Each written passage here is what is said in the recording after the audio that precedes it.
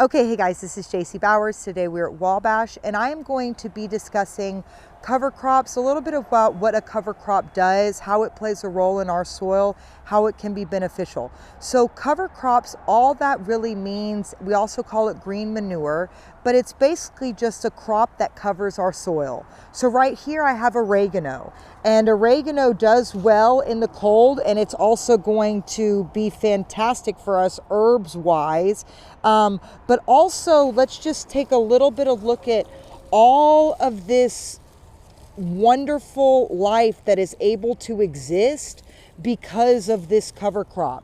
What cover crops do is basically it helps us to provide nutrients and feed our soil during the fall and winter months. That way in the spring, when we start getting actual harvest, well, not actual harvest, but harvest of what we're trying to get, that it's more robust. Our yields have been increased.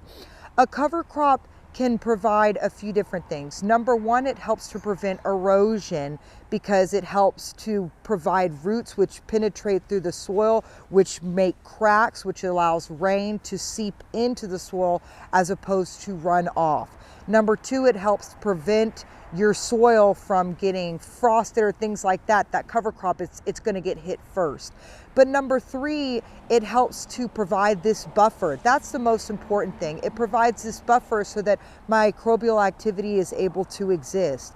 It's kind of similar to biochar in the sense that it allows this homing of microbial activity to multiply exponentially. That's kind of what a cover crop does, but it also feeds our soil in return. Honestly, people think that the most important time of the year to prepare is in the spring. False. It is in the fall, in the winter. I always believe that my abundance in the spring is a direct result of the work I did in the fall and winter. So definitely come on by, get your plants, ask us questions, and plant on.